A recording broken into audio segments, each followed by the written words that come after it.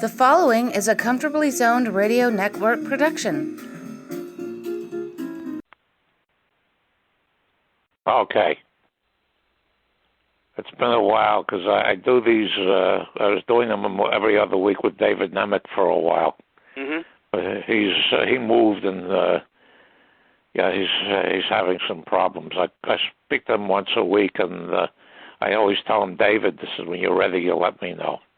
Yeah. Okay. I'm going to force him when he doesn't feel up to it. So, okay. Anyway, hi. My name is Alan Blumkin. Ralph Tycho couldn't make it tonight, so I'm hosting this session, and I'm here with my friend Hal Bock, and we're going to do a podcast today. I hope everybody who listens to this enjoys it. Okay, Hal, do you want to share any memories on Willis Reed, the Knick legend who passed today? What a great player! What a great role model he was for the team. He was the captain of the team, and the players really rallied around him. And especially the most memorable moment, of course, was in the seventh game of the playoffs against the championship playoffs against the Lakers, and he had been terribly injured. His thigh muscle was dislocated or something, and he missed Game 6, which was played in Los Angeles. And they came back to Madison Square Garden for Game 7, and he was certainly doubtful. And the Knicks came on the floor to warm up, and he was not there. And while they were warming up, he came limping out of the dressing room and out of the tunnel onto the floor, and it was an electric moment. The fans went nuts when they saw him, and he took a couple of warm-ups and stuff, and he was in the starting lineup. And he took the first two shots for the Knicks that night and made them both. And those were his only points that night. But he set the stage for victory. Walt Frazier was the big guy that night, and set the stage for the victory that gave the Knicks the championship. And he's forever remembered here in New York for that moment and that show of courage. And he was just a great Knick, a great player, and a great role model for the team and for the fans. He was a second-round draft choice when the Knicks took him out of Grambling. The Knicks had the first overall draft choice, and they took a player named Jim Bad News Barnes out of, I think it was, at the time it was Texas Western. Mm-hmm. And he was all right, but nothing with Willis Reed. And Willis played center, and then a year later they got Walt Bellamy in a trade with the Bullets, and they moved Reed to forward, and Bellamy played center, and Reed was basically out of position. But he was still a dominant force for that team, right? Yeah. But Bellamy at times was very, very indifferent. I was at a game once when Bellamy got a rebound in the third quarter and was given a standing ovation. So anyway, I'm in basic training in the Army in 1968, and somehow I got hold of a paper saying the Knicks traded two negatives, Bellamy and Howard Colmives, to the Pistons for Dave DeBusschere. And that, solidified the team that would win two championships. And yes, once DeBusschere came, Reed was able to move back to center, where he became one of the league's best. Want to feel old, Alan? I feel old. Dave DeBusschere's grandson, whose name is Dave DeBusschere, is playing out here in Long Island for Chaminade High School. Oh, God. So I thought to myself, my God, that can't be, can it? Yeah, it can be. It is. Yeah, well, I changed digits in 2 months from 7 to 8. Oh, that's good. That's a good one.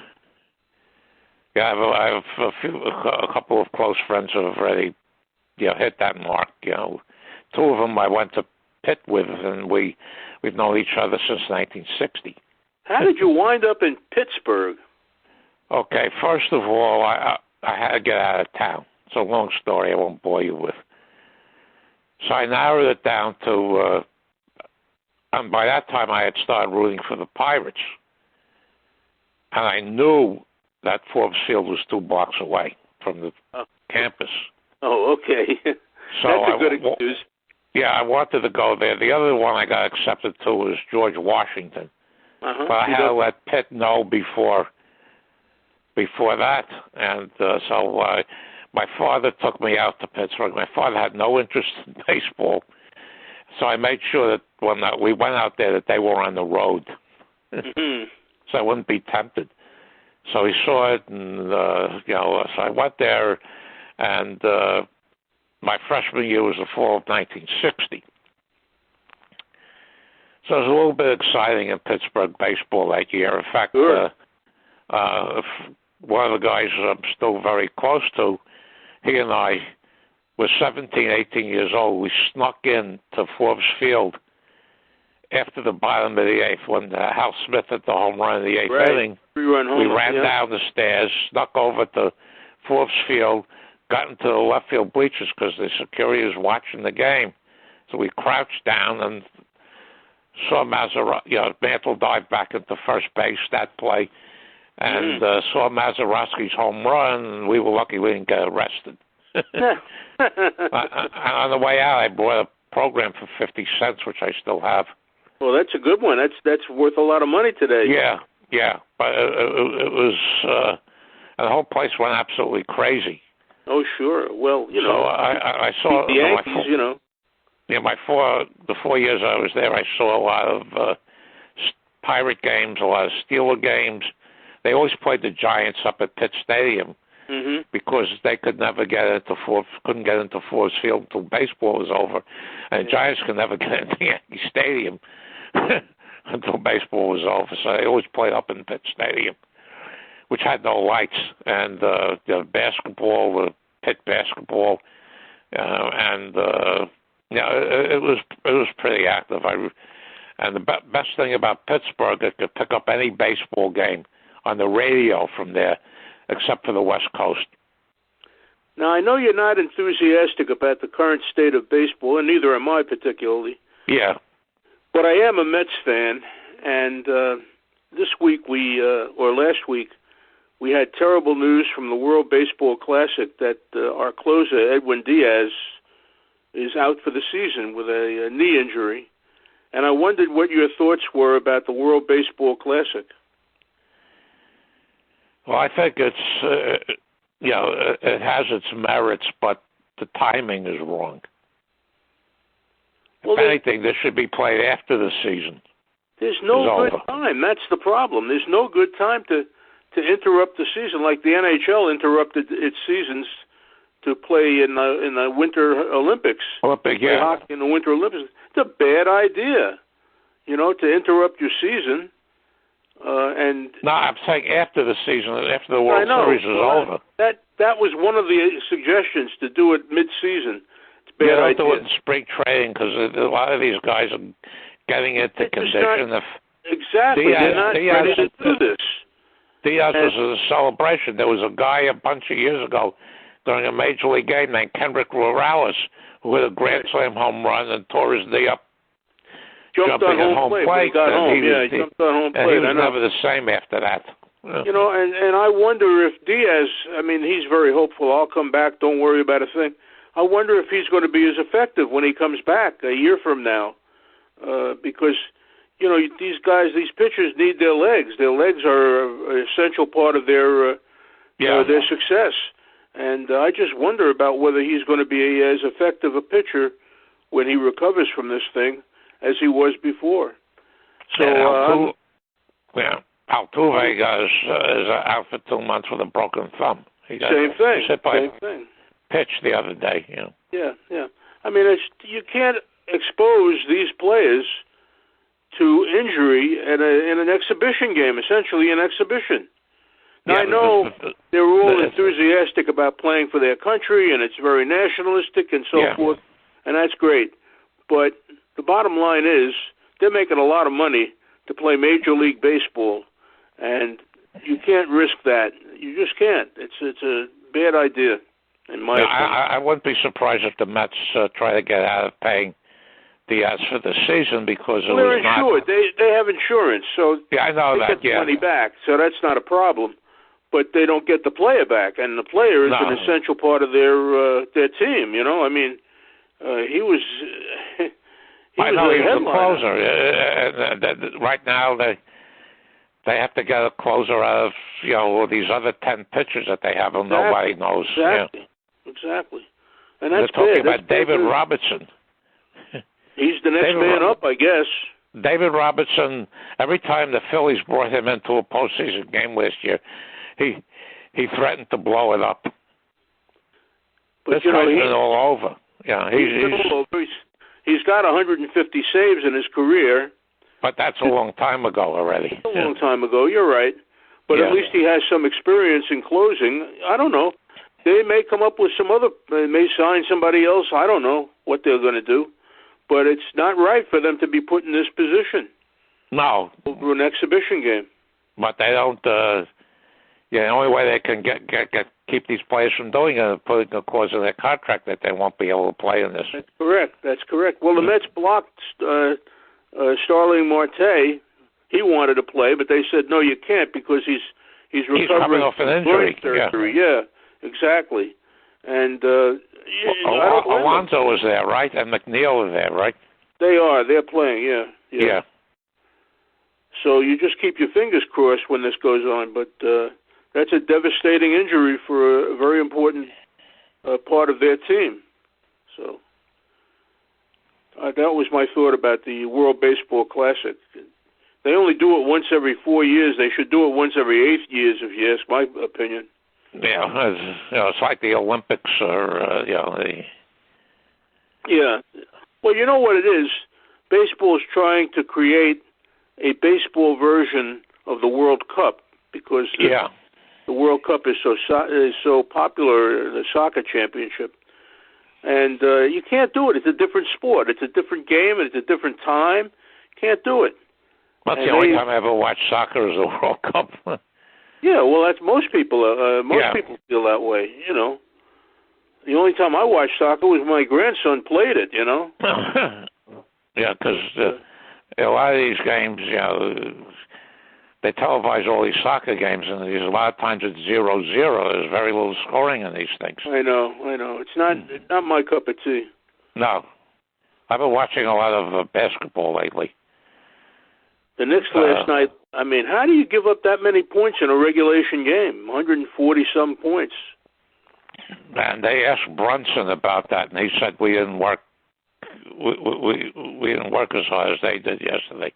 That's the way it's scoring. It's scoring. Defense. It's two-way. Yeah. It's a two-way game, you know?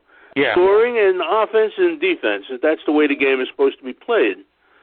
But, that was embarrassing.